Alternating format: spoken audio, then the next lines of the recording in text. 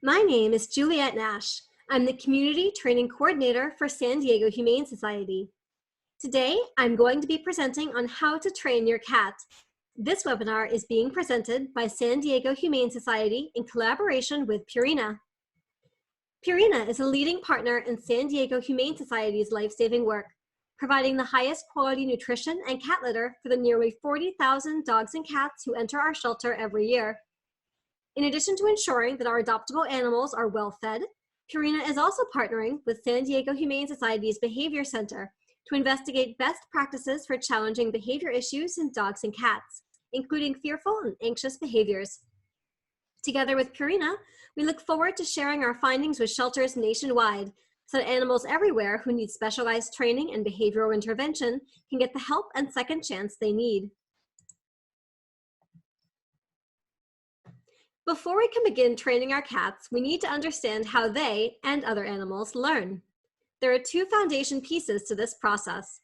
First, behavior is designed to make something happen and achieve outcomes. Big or small, every behavior serves a purpose. It can also be an important indicator of emotional state and sometimes health. Second, cats learn based on immediate consequences.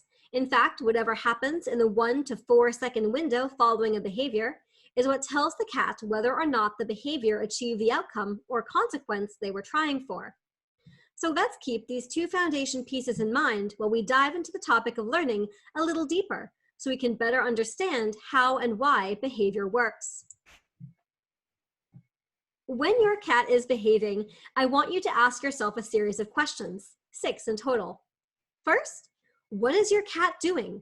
What is the behavior? This is a little bit of a trick question because we tend to get caught up in the emotional side of behavior. For example, you might say, my cat is being stubborn. Well, this tells me how you feel. It doesn't tell me what the cat is doing. Instead, we could say, my cat turns away when I call their name, or they jump on the counter even when I tell them no. This answer gives us much more information.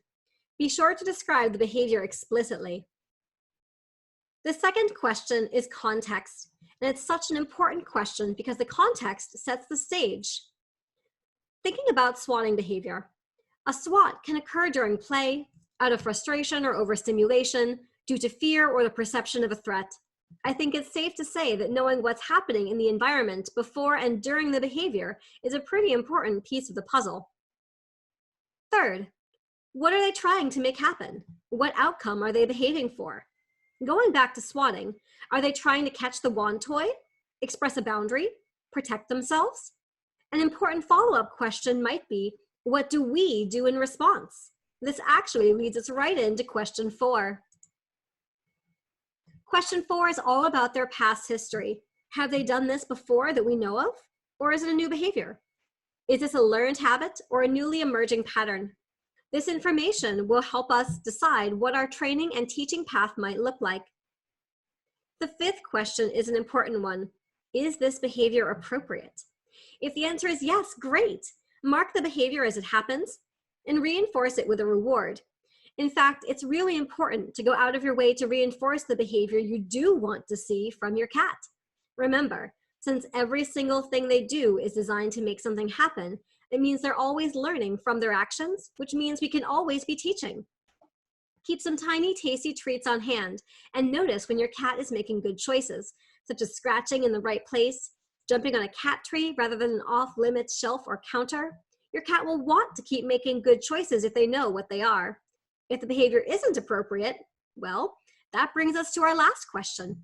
Do they have the tools and training to know what to do instead? If the answer isn't a confident yes, it's a no. Never assume they know better or know what we expect of them. If we've just told or shown them no or what doesn't work, but never immediately followed up by teaching them what does, then they only have half the information they need to make the right decision the next time. In fact, that frustration at not knowing what to do instead can often result in other inappropriate behavior. So if our cats haven't learned what to do instead, that's on us, and it's okay, because it provides a chance for us to shape the outcome we're looking for. We could do this in several ways.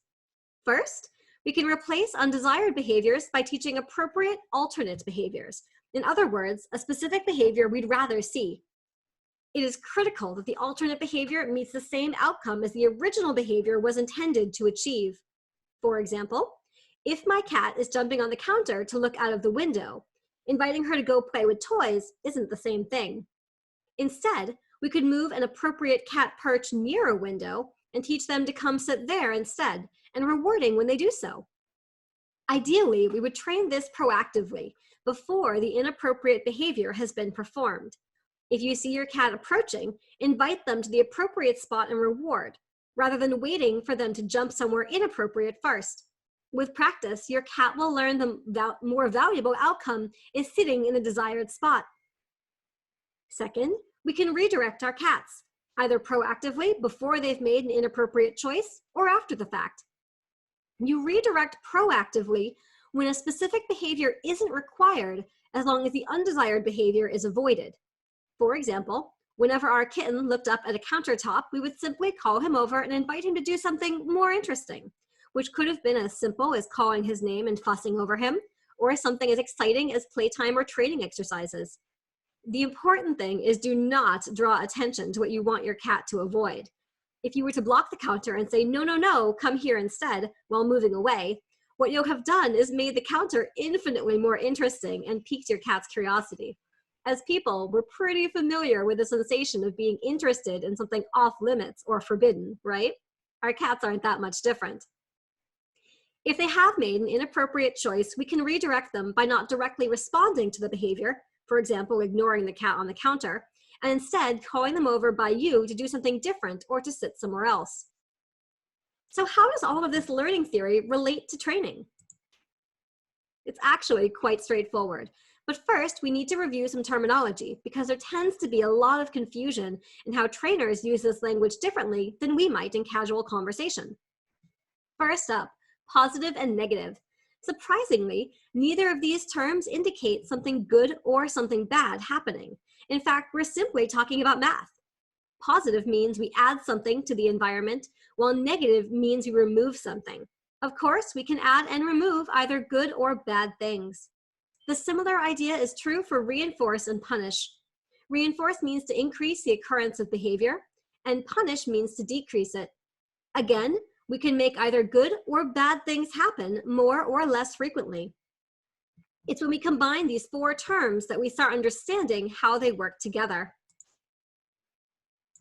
Positive reinforcement, plus R, means to add something desired to the environment to increase how often behavior happens. A classic example is asking a cat to sit and rewarding them with a treat for doing so. But positive reinforcement can also happen unintentionally. How? Imagine your cat is swatting at your hands in an attempt to get attention and play. If you intentionally moved your hands and fingers back and forth, I think we can agree that would be positively reinforcing. We add more movement so they will continue to chase. What if instead we stopped and yelled and pushed them away? Many people might see that act as punishing because we are upset and angry. But if our cat's desired outcome was an interaction, they may still see that behavior as a successful outcome because any interaction can be considered better or more successful than no interaction. So this would actually be positively reinforcing. Now, if your cat was swatting at your hand out of fear, that loud response would likely come across as punishing rather than reinforcing. This highlights the importance of understanding both the context in which a behavior is occurring, as well as the likely intended function of the behavior.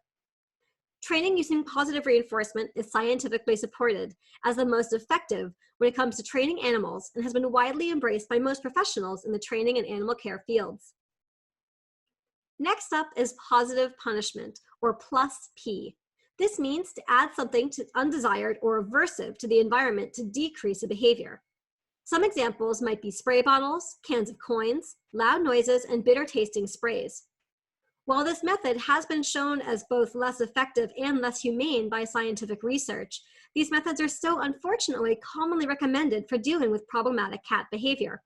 We strongly discourage the use of this method as it damages the human-animal bond, solves problems superficially, and can result in other problematic behavior arising due to the actual problem not being appropriately addressed. Negative reinforcement, or minus R, means to remove something undesired to increase the occurrence of wanted behavior. It may also mean that an animal will do a desired behavior to avoid the negative reinforcement. This method isn't frequently used with cats. Lastly, negative punishment means to remove something desired to decrease unwanted behavior. As an example, let's revisit our swatting cat who wants to play. If a swat results in our hand going away and the access to an interaction disappears, the cat doesn't achieve the outcome they wanted. Therefore, the behavior starts to become less effective or successful. But there's a catch.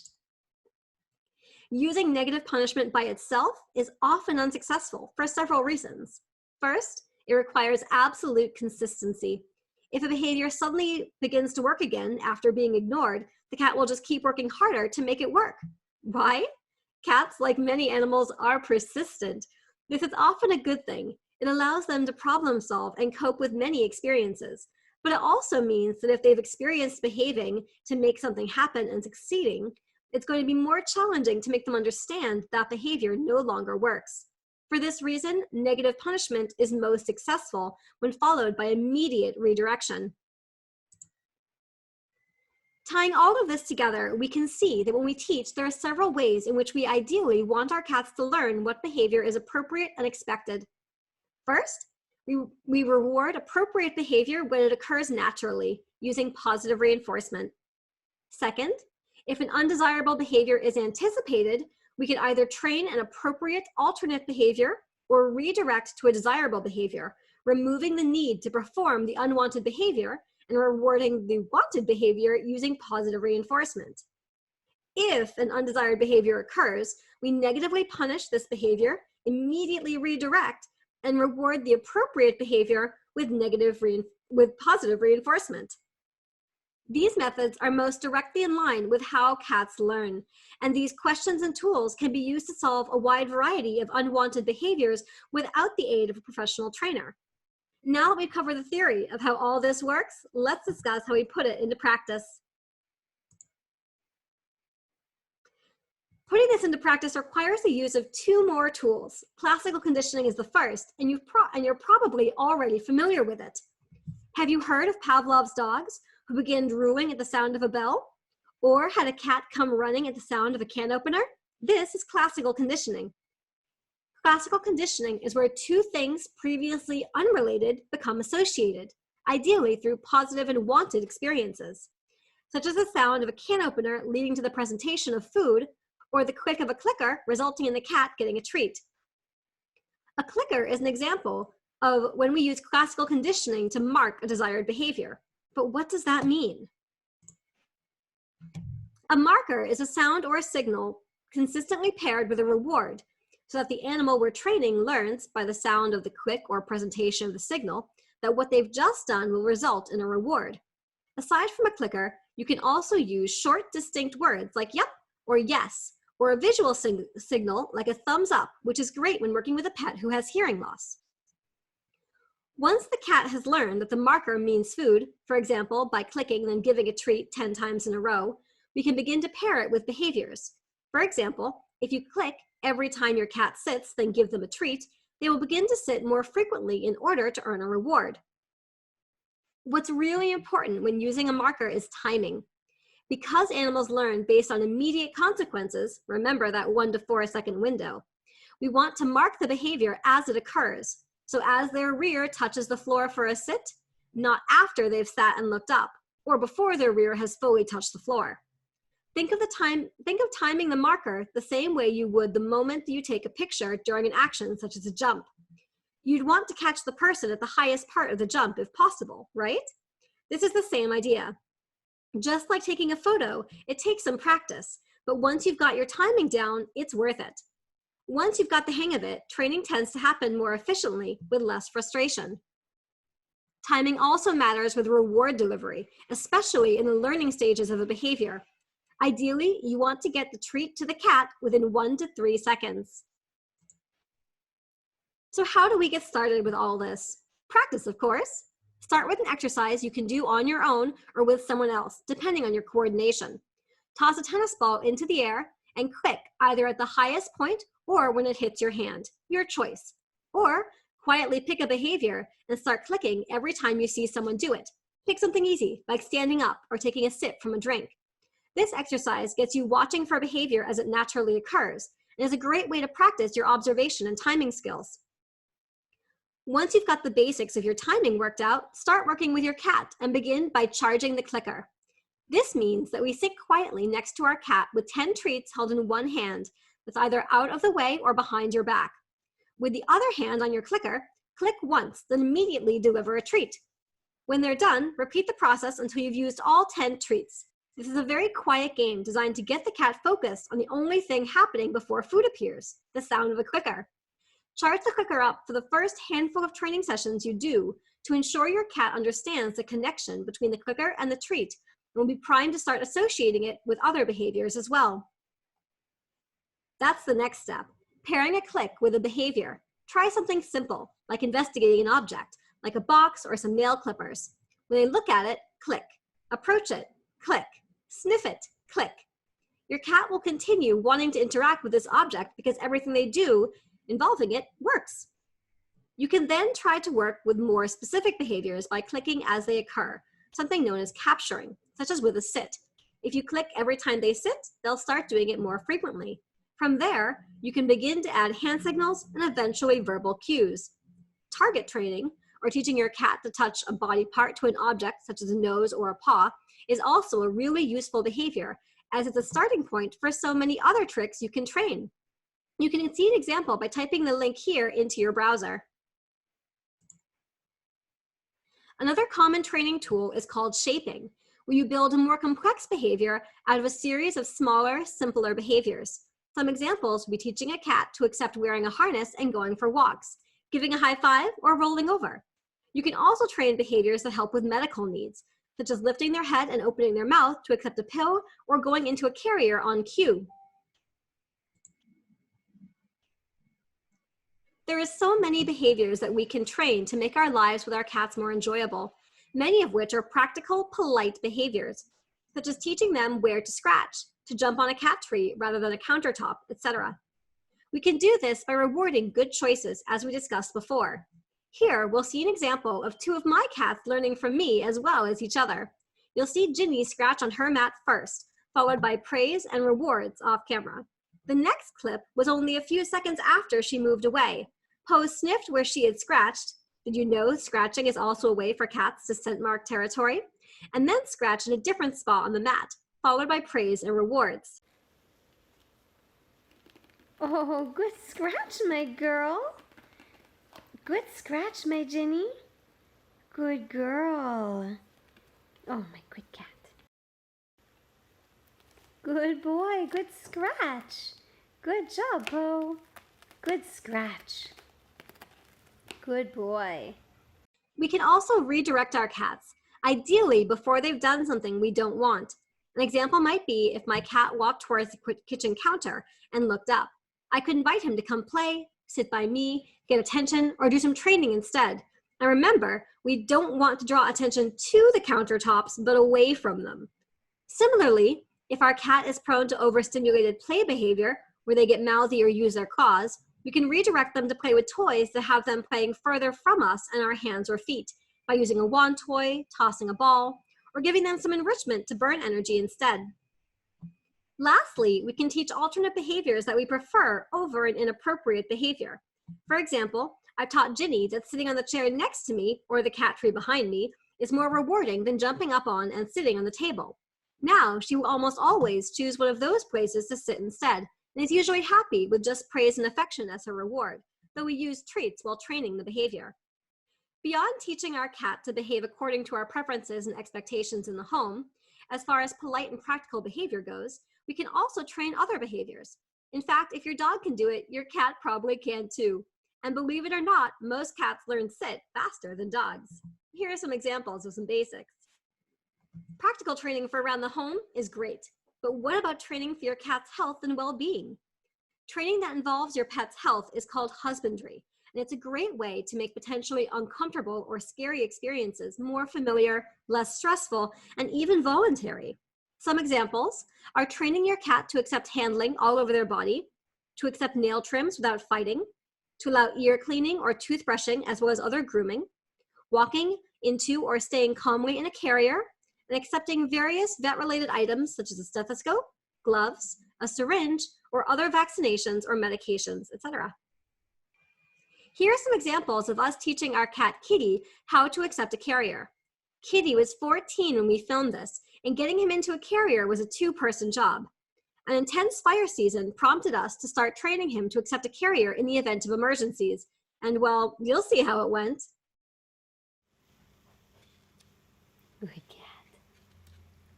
First kennel training exposure with Kitty. Got a jackpot inside. He usually fights really hard about the kennels. And this is technically Ginny's kennel, but it's open. Good boy, Kitty.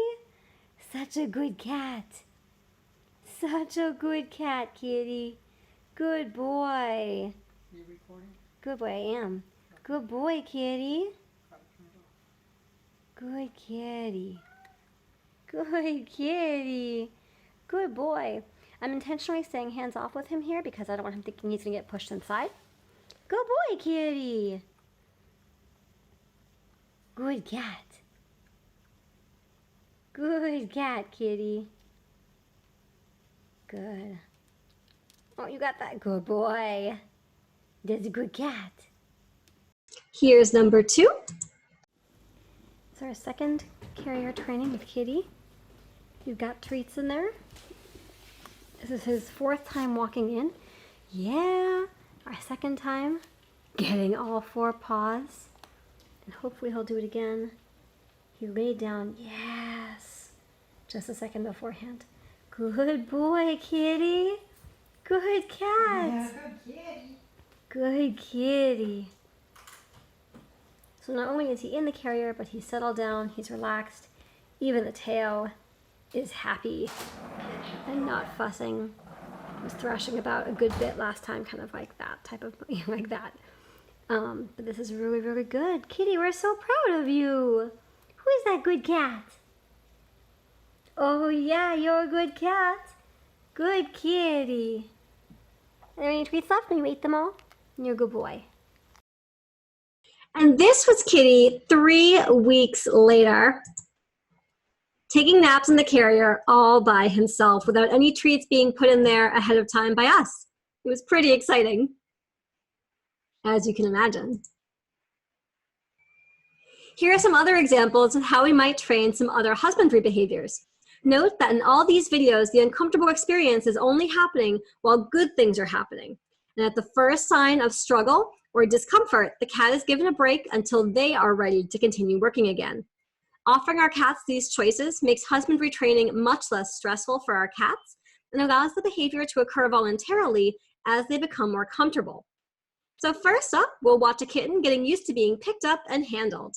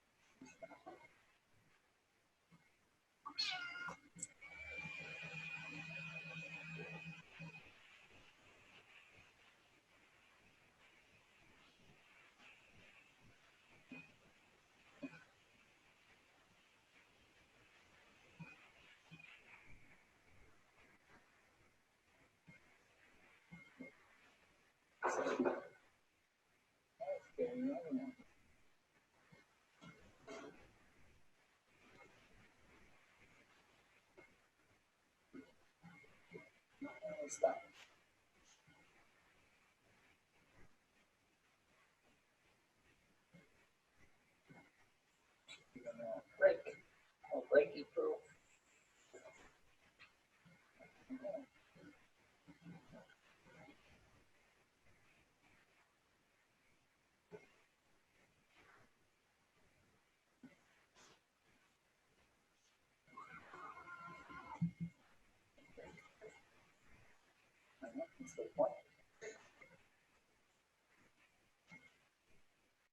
Now, let's watch a 10-year-old cat named Mimi, who I'm meeting for the first time in these videos, have some early and positive interactions with first an oral medication syringe, and then in the second video, some nail clippers. So this is Mimi. She's 10 years old, and we've never done this before. I'm offering her a syringe filled with baby food.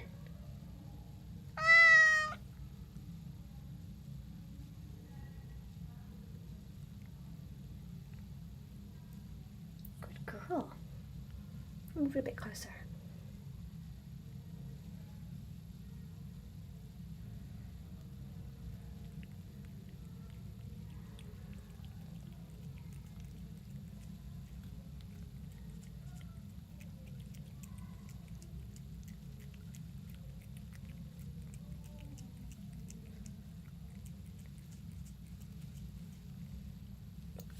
Girl. So I'm very slowly squeezing out a little bit at a time. Oops, sorry.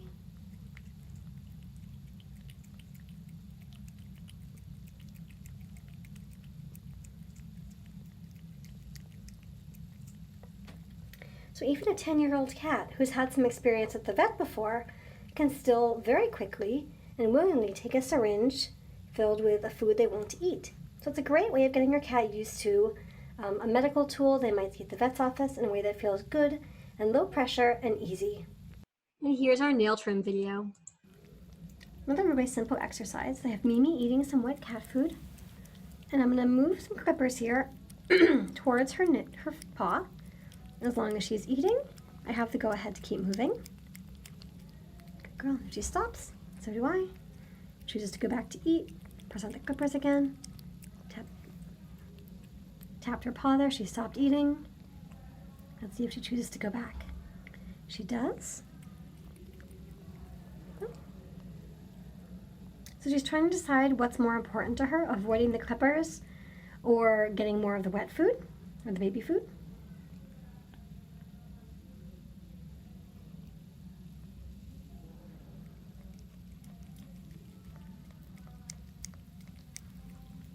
Okay.